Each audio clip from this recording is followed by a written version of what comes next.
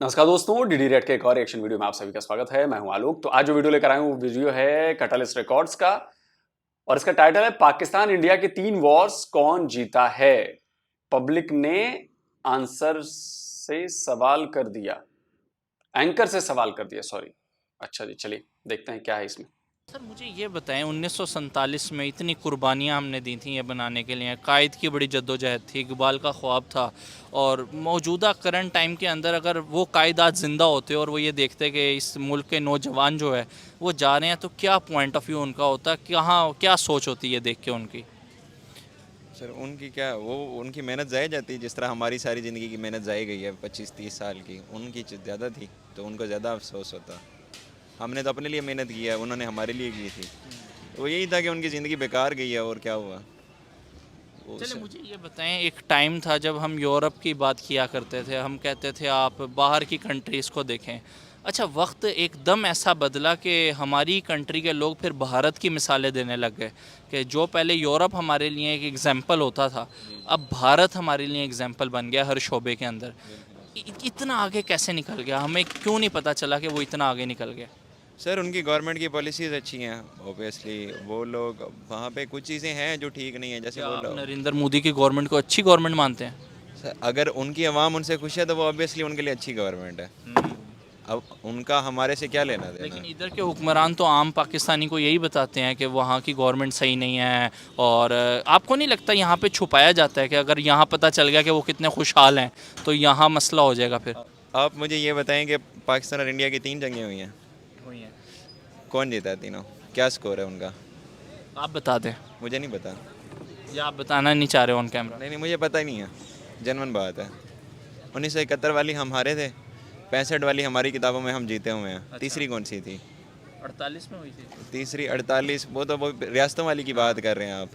तो आपको मैं यकीन से नहीं कह सकता कि यही स्कोर है, क्योंकि उनकी किताबों में वो जीते हैं, हमारी किताबों में वो जीते हैं। हमें हिस्ट्री का पता ही नहीं है एग्जैक्ट सीन क्या है। आपको लगता है कि हमारी जो हिस्ट्री है वो सही लिखी गई है हमारी मैं आपको किताबों ना में? एक एग्जांपल देता हूँ घरेलू, जिस तरह मजाक में होता है, ठीक है। हमारी अम्मा की नज़रों में ना हमारी फूफो अच्छी नहीं होती, हाँ। और हमारी फूफो की नज़रों में हमारी वालदा अच्छी नहीं होती, हाँ। ठीक है। ये यहाँ पे भी यही हाल है। तो ये जो है ना, कभी भी ठीक नहीं हो सकता। हकीकत फिर कैसे पता चलेगी, हकीकत तक कैसे एक इधर का आम शहरी पहुंचेगा, उसको कैसे पता चलेगा कि रियलिटी में कौन क्या जीता है और कौन हारा है? इसका जवाब मेरे पास है। पाकिस्तान के जो भी लोग मुझे देख रहे हैं, अगर वो जानना चाहते हैं कि असली हिस्ट्री क्या है, उसमें मैंने एक भी इंडियन सबूत नहीं लगाए हैं। मैंने चारों जंग जो 1948 से लेकर और 99 तक जो चारों लड़ाइयां हुई हैं, उन चारों लड़ाइयों पर बड़ा ही डिटेल रिसर्च करके वीडियो बनाया है। और यकीन मानिए उसमें एक भी इंडियन सबूत नहीं है। उसमें मेरे अलावा और कोई इंडियन नहीं है, सब पाकिस्तानी। सारे के सारे पाकिस्तानी किताबें हैं, सारे के सारे पाकिस्तानी जर्नल हैं, सारे के सारे पाकिस्तानी पॉलिटिशियंस हैं, सारे के सारे पाकिस्तानी जर्नलिस्ट हैं। सब उनके द्वारा कही गई बातें हैं, सब उनके द्वारा बताई गई बातें हैं। तो आप जाकर अगर और वाकई आप सच्ची हिस्ट्री जानना चाहते हैं तो आप इन चारों वॉर की इन वीडियोस को जाकर देखिए और यकीन मानिए आपका नजरिया बदल जाएगा। यकीन मानिए।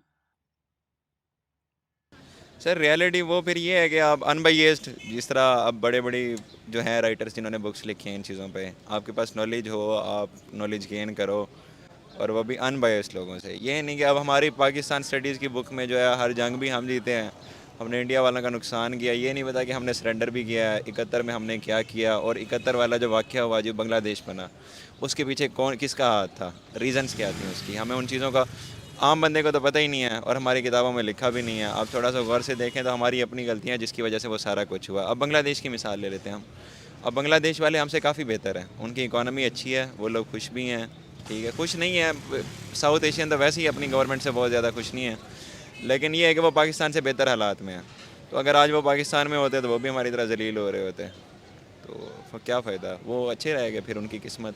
अब उसमें भी हमारा कसूर था, तब उन लोगों ने कुर्बानियाँ दी, उनके साथ बड़ा जुल्म हुआ, लेकिन खैर वो चले जुल्म का अच्छा, फल। चले इन शॉर्ट, असल में ये पूछना पड़ता है कि पाकिस्तान अभी भी आज़ाद है या नहीं है, क्योंकि बहुत सारे मौजू पे बात करते हुए हमें सोचना पड़ रहा होता है कि हम बात करें भी या ना करें। जी जी। क्या हम वाकई आज़ाद हैं? आज़ाद सर अब ये तो डिपेंड करता है कि आप किस चीज़ मतलब किस चीज़ से रिलेट कर रहे हैं, कि हाँ। हम किन के ग़ुलाम हैं। अब अगर आप क्या ये आज़ाद भी किसी का गुलाम होता है? नहीं, अब अगर हम कहें कि हम नहीं, आज़ाद तो नहीं है हम किसी चीज़ में भी, कोई हमारी इंडिपेंडेंट पॉलिसीज़ नहीं है। अगर हम इकोनॉमी की बात करें तो वो आईएमएफ से या अमेरिका से, वर्ल्ड बैंक की उनकी पॉलिसीज़ के हिसाब किताब से होती है, ठीक है। उसके अलावा जो हमारी पॉलिटिक्स वगैरह में इश्यूज चल रहे हैं वो भी हम कभी नहीं कर सकते। लेकिन वजह क्या है कि 90s में लास्ट टाइम भारत आईएमएफ के पास गया था, उसके बाद 25-26 साल 30 साल गुजर गए, भारत ने कभी आईएमएफ का रुख नहीं किया। हम आज भी आईएमएफ से बाहर नहीं निकल पा रहे। हमारा भारत जो हमारा नेबर कंट्री है वो हर शोबे के अंदर जो है वो इतनी तरक्की कर रहा है कि मैं आज अपने नौजवान शहरी से पूछूं कि वो तो हर शोबे में आ गया, कोई एक शोबा जिसमें आपको लगता हो कि हम भारत से आगे हैं, कोई बता सकते हैं आप कोई एक शोबा जिसमें अभी हम भारत से आगे हों? सर मुझे नहीं लगता ऐसा कोई शोबा है, लेकिन उनकी वजह यह है कि वो लोग अपनी इंडस्ट्री को सपोर्ट करते हैं, हम नहीं करते। हम नहीं करते। मुझे जहाँ तक याद पड़ता है ना, मेरी को बहुत ज़्यादा उम्र तो नहीं है, लेकिन मुझे मुशर्रफ दौर से हल्का फुल्का याद है। जरदारी का दौर जो है 2007-8 का, वो हल्का फुल्का याद है। तो मुशर्रफ दौर में हमारी जो है ना, मुझे लगता था कि हमारी इकोनॉमिक कंडीशंस ठीक हैं, इरिस्पेक्टिव वो कैसा लीडर था, जो भी उसने मुल्क के साथ किया, नुकसान हुआ, फ़ायदा हुआ, या जैसी भी गवर्नमेंट थी। बट मुझे ये नहीं लगता कि ना तब जो है आवाम को खाने के लाले थे, हर किसी को अपना 2 टाइम की रोटी सही मिल रही थी, रिहाइश अच्छी थी, मसले नहीं थे इतने। बाकी जो बड़ी पॉलिसीज़ हैं वो बाकी उसकी ठीक हो गलत हो वो एक अलग चीज़ है। लेकिन तब हमारी, उसके बाद जब जरदारी की गवर्नमेंट आई, तब भी हमारी एक्सपोर्ट्स जो हैं वो ठीक थी, इंपोर्ट्स हमारी कम थी। मैं एग्रीकल्चर सेक्टर से बिलोंग करता हूँ, हमारा एग्रीकल्चर सेक्टर देख लें आप। मैं गंदम की मिसाल देता हूँ आपको। अभी गंदम का सीज़न आया है, अब ये जितना भी बड़ा हमारे पास मार्केट में जो जिस तरह होते हैं ना स्टॉक एक्सचेंज में बुल्स और बेयर्स होते हैं, तो अब इन्होंने स्टॉक कर लेनी है। उसके बाद ये सारी की सारी बार स्मगल कर देंगे, उसके बाद फिर यही जो है बाहर से वो बिल्कुल बेकार क्वालिटी की वो हमने इंपोर्ट करनी है।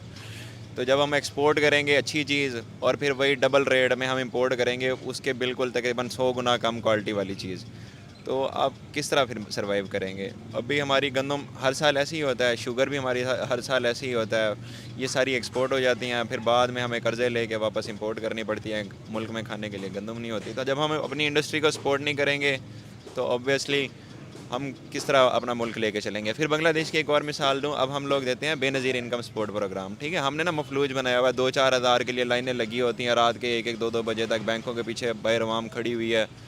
क्या 2-4 हज़ार में क्या आएगा, उनका 2-4 दिन की रोटी आ जाएगी बस। अगर हम अभी 450 अरब या 250 अरब है बेनज़ीर इनकम सपोर्ट प्रोग्राम का ना जो है बजट, अगर वही हम इंडस्ट्री में इन्वेस्ट करें तो क्या उससे रोज़गार के मौके नहीं मिलेंगे आपको? क्या उससे आपकी इंडस्ट्री ग्रो नहीं करेगी? जब आपकी इंडस्ट्री ग्रो करेगी, आपकी एक्सपोर्ट्स करेंगी तो जाहिर सी बात है अच्छा रेवेन्यू आएगा। बेनज़ीर का नाम नहीं ना आएगा, बेनज़ीर का नाम कहाँ आएगा उसमें? आप बेनज़ीर के नाम से इंडस्ट्री स्टार्ट करा दें कि हम ये जो है हम बेनज़ीर के नाम पे हम अब बेनज़ीर इनकम सपोर्ट प्रोग्राम की जगह आप बेनज़ीर इंडस्ट्रियल प्रोजेक्ट कर दें आप। क्यों नहीं करते इस तरह? क्योंकि हम नहीं चाहते। इसकी मिसाल फिर वो हमारे कबायली इलाकों में आ जाती है, या हमारे मुल्क के कुछ ऐसे इलाके हैं जहाँ पे हमारा वडेरा शाही सिस्टम है, वो लोग पढ़ने नहीं देते हमारे अपने जो होते हैं उनके बच्चों को, गाँव के मुजारे जो होते हैं, ताकि वो तरक्की करेंगे तो कल को वो उनकी बात नहीं मानेंगे और उनकी बात नहीं, वो आज़ाद हो जाएंगे। जब आज़ाद हो जाएंगे तो वो ऑब्वियसली फिर उनकी हुकूमत ऐसे चैलेंजेस हमारी नेबर कंट्री में नहीं है। वो तो 1 अरब 30 करोड़ की आबादी है, हम 22 करोड़ तादाद है, हम 22 करोड़ नहीं संभाल पा रहे, उन्होंने 1 अरब 30 करोड़ को बड़े अच्छे तरीके से मैनेज किया हुआ है। ऐसा मैनेजमेंट का क्या इशू आ रहा है कि हमसे थोड़ी तादाद नहीं संभल रही और वो लोग पूरी दुनिया में मतलब छाए हुए हैं?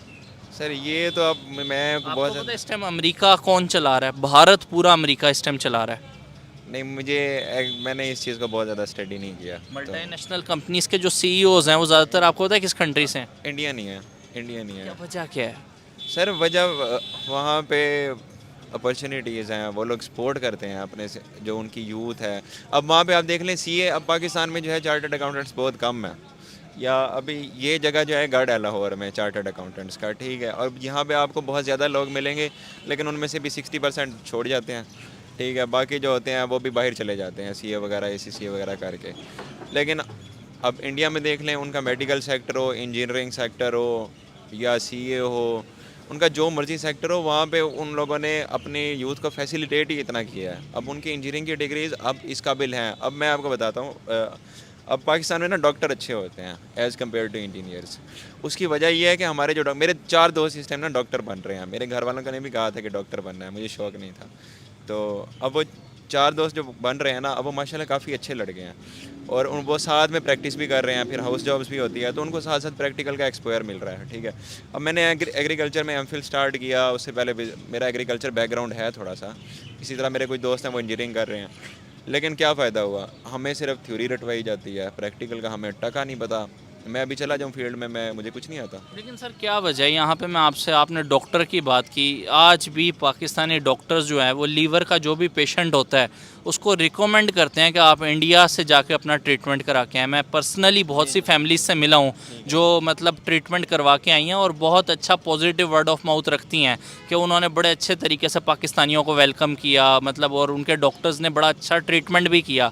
ये ARY न्यूज़ या जितने भी हमारे इलेक्ट्रिक चैनल जितने भी हैं, इलेक्ट्रॉनिक चैनल जितने भी हैं, उन पे ये इमेज क्यों नहीं दिखाया जाता कि यहाँ के डॉक्टर्स रिकमेंड कर रहे हैं, और वो हमें यही क्यों मीडिया पे दिखाया जाता है कि वहाँ पे कत्लो गारत हो रही है, ये वो। एक पॉजिटिव इमेज अगर देखें, जब हम कोशिश करेंगे तो तभी, मतलब, छोड़िए पॉजिटिव इमेज, पाकिस्तान की मीडिया अगर दिखाने लगे तो सारा खेल ही पलट जाएगा, सारा खेल पलट जाएगा। जिस बिना पर मुल्क बना उस बिना पर सवाल उठने शुरू हो जाएंगे। आई थिंक अभी भी अब उठने लगे हैं सवाल।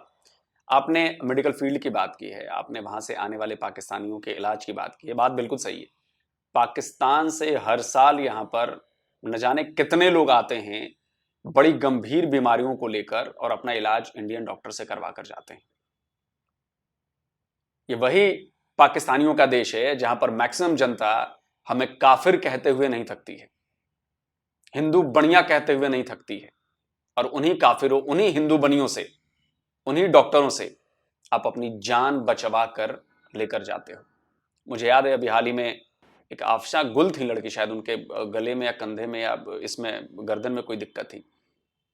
उनका फ्री ऑफ कॉस्ट या जो कुछ भी था, जितने पैसे में होते उतने में ही उसमें इलाज किया गया। पूरी दुनिया में बड़ी चर्चा हुई, पाकिस्तान में बड़ी कम चर्चा हुई।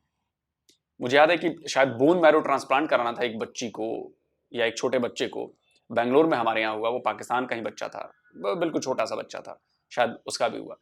इसके अलावा भी न जाने कितने ऐसे पाकिस्तानी हैं जो यहाँ से अपनी जान बचाकर जा चुके हैं। बचाकर इन द सेंस कि बस वो उम्मीद छोड़ चुके थे कि उनके पास अब जिंदगी रही नहीं। लेकिन यहाँ के डॉक्टर, जिन्हें हम भगवान का दर्जा देते हैं, आप लोग कहते हैं ना कि आप लोग किसी को भी भगवान मान लेते हो, हम यूं ही भगवान नहीं मानते हैं, उसके पीछे वजह होती है। तो डॉक्टर को अगर हम भगवान कहते हैं तो उसके पीछे की वजह है। और हमारे यहाँ डॉक्टर इतनी आसानी से नहीं बन पाते हैं बच्चे। जैसे IIT है वैसे ही MBBS है, बहुत ही मुश्किल है, बहुत ही, क्योंकि स्टैंडर्ड इतना ज्यादा अप है, इतना ज्यादा हाई है कि आपको अंदाजा भी नहीं है कि उसके लिए कितनी पढ़ाई पढ़नी पड़ती है। और मैं गारंटी देता हूं कि पाकिस्तान में जो MBBS का बच्चा तैयारी कर रहा होगा वो यहाँ की शायद नीट का एंट्रेंस भी नहीं निकाल पाएगा। अगर वो MBBS कर रहा है ना वहां पे, यहाँ पे वो नीट का एंट्रेंस नहीं निकाल पाएगा, मुझे इतना भरोसा है। और जो इसके पीछे हमारे कई दशकों की मेहनत है, पढ़ाई, रिसर्च, और बाकी तो जो इंडियंस हैं वो तो वैसे ही ज्यादा IQ लेवल वाले होते हैं ना, बहुत ज्यादा इंटेलिजेंट होते हैं। तभी तो आज हर तरफ जो है वो इंडियन डॉक्टर्स आपको जरूर मिलेंगे, इंडियन इंजीनियर्स आपको जरूर मिलेंगे, इंडियन IT प्रोफेशनल आपको मिलेगा, सॉफ्टवेयर इंजीनियर मिलेगा, हर तरह के लोग आपको मिलेंगे। स्पोर्ट्स में हम आगे आ रहे हैं, हर चीज में आगे आ रहे हैं। और शायद आपको पता नहीं पाकिस्तान में कितने लोगों को पता है, मेडिकल टूरिज्म से हम बिलियन ऑफ डॉलर्स कमा रहे हैं। मेडिकल टूरिज्म, पता नहीं आप लोग यहाँ ये शब्द है कि नहीं है, हमारे यहाँ है। अमेरिका से, यूरोप से, ब्रिटेन से, कनाडा से हर साल हजारों लोग आते हैं क्वालिटी इलाज कराने के लिए हमारे यहाँ, और वो सस्ते में होता है। जो इलाज उनके यहाँ $10,000 का है वो हमारे यहाँ $1,000 का है, जो उनके यहाँ $1,00,000 का है वो हमारे यहाँ शायद $10,000 का है। और सेम क्वालिटी, उनसे बेहतर क्वालिटी, चाहे हिप रिप्लेसमेंट हो, नी रिप्लेसमेंट हो, हार्ट की सर्जरी हो, एनीथिंग, लिवर ट्रांसप्लांट कराना हो, हार्ट ट्रांसप्लांट कराना हो, एनीथिंग। और यहाँ के डॉक्टर इतने योग्य हैं, इतने शानदार हैं कि पूछे मत। पाकिस्तानियों की वीडियो देख लीजिएगा, आपको ज्यादा अंदाजा मिल जाएगा। दोनों कंट्रीज के ताल्लुकात बेहतर होंगे ना, जब हम यही कहें कि वहाँ पे कत्लो गारत हो रही है और हम अपनी नाकामी को छुपाएं, ये ना बताएं कि यहाँ पे ट्रीटमेंट नहीं हो रहा, तो हम बकायदा जो फार्मेसी ऑफ द वर्ल्ड के नाम से जाना जाता है भारत, वहाँ पे अपने पेशेंट्स को जो है वो रिकमेंड कर रहे हैं। ये चीजें क्यों नहीं बताई जाती है काम सिटीजन को? अगर वैसे फार्मेसी ऑफ द वर्ल्ड का इलाज से कोई नाता नहीं है। फार्मेसी ऑफ द वर्ल्ड इसलिए कहा जाता है क्योंकि हमारे यहाँ दवाइयों का प्रोडक्शन बहुत ज्यादा है। हमारे यहाँ दवाइयां बनती हैं, मैन्युफैक्चर करते हैं हम दवाइयां, प्रोड्यूस करते हैं हम दवाइयां, और दुनिया भर में सप्लाई करते हैं हम अपनी दवाइयां, पता नहीं कहां कहां। तो इसलिए फार्मेसी ऑफ द वर्ल्ड कहा जाता है। और रही बात इलाज की, तो इलाज से इसका मतलब ये नहीं हुआ कि आप दवाइयां बेहतर बनाते हैं तो आपके यहाँ इलाज भी बेहतर होता होगा, आपके यहाँ सारी चीजें। लेकिन हमारे यहाँ इलाज का भी मतलब जो डायग्नोस और इलाज है, मतलब ढूंढना और उसका इलाज करना, वो अलग मामला है बिल्कुल। उसका फार्मेसी से कोई लेना देना नहीं है। तो तभी मतलब दोनों कंट्रीज़ के ताल्लुकात बेहतर होंगे ना, जब हम यही कहें कि वहाँ पे कत्लो गारत हो रही है और हम अपनी नाकामी को छुपाएं, ये ना बताएं कि यहाँ पे ट्रीटमेंट नहीं हो रहा, तो हम बकायदा जो फार्मेसी ऑफ द वर्ल्ड के नाम से जाना जाता है भारत, वहाँ पे अपने पेशेंट्स को जो है वो रिकमेंड कर रहे हैं। ये चीज़ें क्यों नहीं बताई जाती हैं काम सिटीज़न को? सर अगर हम ये नहीं करेंगे तो मीडिया को फिर हमारा रिस्क किस तरह चलेगा? अब इनको टीआरपी मिलती है इस चीज़ों से। नहीं तो क्या अच्छी चीज़ें बता के टीआरपी नहीं मिल सकती कि भारत से हमारी फैमिली जो है वो इलाज करवा के आई है? मैं एक आपका ये छुपाते हैं कि 75 साल में कोई ऐसा हॉस्पिटल ही नहीं बन सका कि जो एक ऐसा इलाज कर सके जो यहाँ पे नहीं दस्तयाब और भारत में है। मैं आपको ना एक एग्जांपल लेता हूँ। अब यहाँ पे ना कोई बंदा खड़ा हो जाता है और वो करता है दीन की बात, बड़े प्यार और साफ़ सुथरे तरीके से, आराम से, बड़े प्यार से बात करता है। मैक्सिमम 10 में से 2 लोग जाएंगे उसके पास, ठीक है। अभी यहाँ पे ना लड़ाई करा दें आप और मैं चल के ना मजाक मजाक में एक दूसरे को थप्पड़ मार देते हैं, यहाँ पे 50 बंदा इकट्ठे हो जाएगा। क्यों? वो दीन की बात पे क्यों नहीं जाते, या किसी अच्छी बात पे क्यों नहीं खड़े होते? वो लड़ाई पे जाएंगे। अगर 2 बंदे गालियाँ दे रहे होंगे वो वहाँ पे भी जाएंगे, ठीक है। आप 2-4 लड़कियाँ खड़ी करते हैं वो वहाँ पे भी जाएंगे। क्योंकि हम जो है ना, हम इस चीज़ को कभी सीरियस नहीं लेते। आप स्टेट ड्रामा में देख लें, वहाँ पे ज़्यादा क्राउड होगा, सिनेमाज में ज़्यादा क्राउड होगा, लेकिन जो आपके जो पॉजिटिव होंगे इवेंट्स, वो उनमें क्राउड नहीं होगा। उनमें क्राउड होगा भी तो वो सिर्फ बस फॉर्मेलिटी के लिए ही होता है, वो भी कोई इंटरेस्ट नहीं लेता उसके अंदर। तो ये जो है ना, आप कह रहे हैं एज अ नेशन हम लोग जो है वो बड़े गरीब हैं। हम हमारी सोच बहुत गिरी हुई है। हम, ठीक है, चाइल्ड रेपिस्ट हमारे अंदर हैं, ठीक है। चाहे ड्रग्स देख लें हमारे अंदर कितनी है, शराब देख लें हमारे अंदर कितनी है। हम नाम के मुसलमान हैं, ठीक है, और हमारा इलाज एक ही है कि दलदला आए, पूरा मुल्क उल्टा हो जाए, ख़त्म कहानी बस। कोई लास्ट मैसेज देना चाहेंगे? लास्ट मैच सर कोई भी नहीं है, ठीक है। अब हम कहते हैं मुल्क कभी भी नहीं ठीक होना, और ना हर हमारी ना, मेरा जनरली ना पीओवी है, मुझे लगता है कि ना साउथ एशियन कभी भी नहीं ठीक हो सकते। सही। ठीक है, वो इंडियंस हों, वो बांग्लादेशी हों, या वो पाकिस्तानी हों, इनका खून ना मिलता जुलता है। इनके अंदर ना ये 2-4 चीज़ें कॉमन है। हेट इनके अंदर कॉमन है। इन्होंने सारी ज़िंदगी एक दूसरे को हेट देनी है, ये कभी भी इकट्ठे नहीं होंगे, ठीक है। अच्छा, फिर जिस तरह जो हमारे अंदर छोटे छोटे जराइम हैं वो इन तीनों मुल्कों के एक जैसे हैं, बाकी दुनिया से हट के, वो भी सारी ज़िंदगी चल रहे हैं, कभी भी नहीं होंगे, और ना हम चेंज। भाई साहब क्या बात कर रहे हैं आप? हम आपके जैसे बिल्कुल नहीं हैं। अगर हम आपके जैसे होते तो हमारी हालत भी आपकी तरह होती। ये बात आप एमफिल कर रहे हैं और ये बात सीधी सी लॉजिक आप समझ नहीं पाए। हमारी इकॉनमी आपसे बेहतर क्यों है? क्योंकि हम आपसे बेहतर हैं, हम आपसे बेहतर सोच रखते हैं। हमारा एजुकेशन सिस्टम ऐसा क्यों है? क्योंकि हम आपसे बेहतर सोच रखते हैं। आपकी तरह हम भिखमंगे क्यों नहीं है? क्योंकि हम आपसे बेहतर सोच रखते हैं। और आप कह रहे हैं कि ये सारे मुल्क एक जैसे हैं? बिल्कुल नहीं है। साउथ एशियन ठीक नहीं हो सकते? हम ठीक नहीं हुए क्या? हम दुनिया में 5वीं सबसे बड़ी इकॉनमी बन चुके हैं और आपको लगता है कि हम ठीक नहीं है? इंडियन ओरिजिन के लोग दुनिया भर में बड़ी बड़ी जो टेक कंपनियां हैं, बड़ी बड़ी जो दूसरी कंपनियां हैं, उसको चला रहे हैं। आप कहते हैं कि हम ठीक नहीं हो सकते? हम खराब कभी नहीं थे, खराब आप हैं। आप अपनी नजर से हमें मत देखिए। आप कंपैरिजन करते हैं, आप सबको एक ही उसमें नाप देंगे आप। सर, इंडिया आपके बस के बाहर की बात है। इंडिया का कंपैरिजन पाकिस्तान और बांग्लादेश से मत करिए, कर भी नहीं सकते आप। आप कहते हैं एक नहीं हो सकते। अरे भैया, हम तो एक ही हैं, अलग तो आप हुए हो ना। आपको नहीं रहता ना था ना हमारे साथ। आप अलग हुए, आप उसका ठीकरा हमारे ऊपर फोड़ रहे हो कि आप एक नहीं रह सकते। अरे भैया, हम तो जितना है उतना है, एक ही हैं हम। अलग आप हुए, आपसे फिर बांग्लादेश अलग हो गया। तो अलग होने की बीमारी तो आप में थी, बंटवारा आप लोगों ने कराया, हमने नहीं कराया। तो अपनी सोच को बदलिए और यही माइंडसेट बदलना है। इंडिया बांग्लादेश और पाकिस्तान की तरह नहीं है, न था, न है और न कभी होगा। समझे बात? आप बात करते हैं हेट की। ये बताइए, 4 जंगें हुई ना, चारों बार अटैक आप लोगों ने क्यों किया? और मैं तो इसका सबूत दे चुका हूं, आपको नहीं पता है ना, आप मेरे वीडियोस जाकर देख लीजिए। और आप कहते हैं कि हेट हमारे अंदर भरी पड़ी है। हमने तो एक बार किसी पर भी अटैक नहीं किया हमने आज तक। तो अगर हमारे अंदर हेट होती तो हम तो पता नहीं आपका क्या से क्या कर चुके होते अब तक। हमने कभी अटैक नहीं किया आप पर। आप ये कैसे कह रहे हैं कि हमारे अंदर हेट है? भैया आपके अंदर हेट है, बांग्लादेशियों के अंदर हेट है, हमारे अंदर हेट नहीं है। समझे आप? और इसी वजह से हम ग्रो कर रहे हैं और इसी वजह से पाकिस्तान तबाह हो रहा है। और माफ करे बांग्लादेश के लोग जो चुप्पी साध कर बैठे हैं, बांग्लादेश भी पाकिस्तान की राह पर है, क्योंकि वहां भी आपके जैसा रेडिकलाइजेशन शुरू हो गया है, एंटी हिंदू काम शुरू हो गए हैं। और देखिएगा बांग्लादेश भी तबाह हो जाएगा। मेरे बांग्लादेश के भी दर्शक हैं, मैं जानता हूं, लेकिन दोस्तों अगर आपको ठीक रहना है तो आपको बोलना पड़ेगा। आपको जो एंटी हिंदू काम हो रहे हैं या जो बाकी दूसरी भी माइनॉरिटीज हैं उनके खिलाफ काम हो रहे हैं, उनके खिलाफ आवाज उठानी पड़ेगी। वरना आज नहीं तो 20 साल बाद, 15 साल बाद आप देखिएगा बांग्लादेश की हालत क्या होगी। मेरी बातें लिख कर रख लीजिए। अगला पाकिस्तान है वो बांग्लादेश। बाकी आपकी मर्जी है।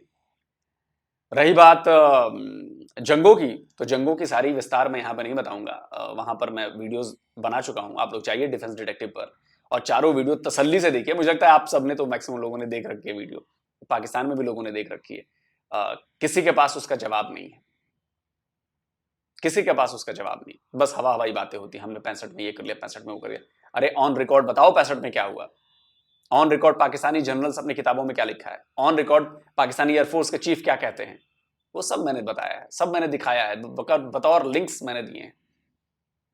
उसके बाद कोई जवाब नहीं आता। बाकी जी, इंडिया आगे बढ़ रहा है अपनी मेहनत से, अपने लोगों की काबिलियत से और अपनी को एग्जिस्टेंस वाली सोच से। हम कभी अपनी चीज दूसरों पर नहीं थोपते कि हमारी ही किताब मानो, हमने जो कहा वही सच्चा है, हमारा ही भगवान सबसे अच्छा है और बाकी सब झूठे हैं, सब बेकार हैं। हम ये सब बातें नहीं करते हैं, क्योंकि हमने इतनी अपने आप को, हम क्यों कहते हैं लोग कि 33 करोड़ देवी देवता हैं। अरे भैया इसलिए हैं क्योंकि हम एक पर जोर नहीं देते कि यही मानना है तुम्हें। सबके अपने अपने विचार हैं, सब अपना अपना मानो, सब एक है, सनातन है, सब एक है। हम किसी को, मैं अपने घर में किसी को नहीं जोर दे सकता है कि तुम इनको मानो और सिर्फ यही मानो, इस किताब में जो लिखा है वही तुम्हें मानना पड़ेगा, ये करना पड़ेगा। हम नहीं है भैया ऐसे। इसलिए हम अपनी इतने डेवलप हैं और आदिकाल से डेवलप हैं। जल्दी मिलता हूं एक और नए वीडियो के साथ। नमस्कार, जय हिंद।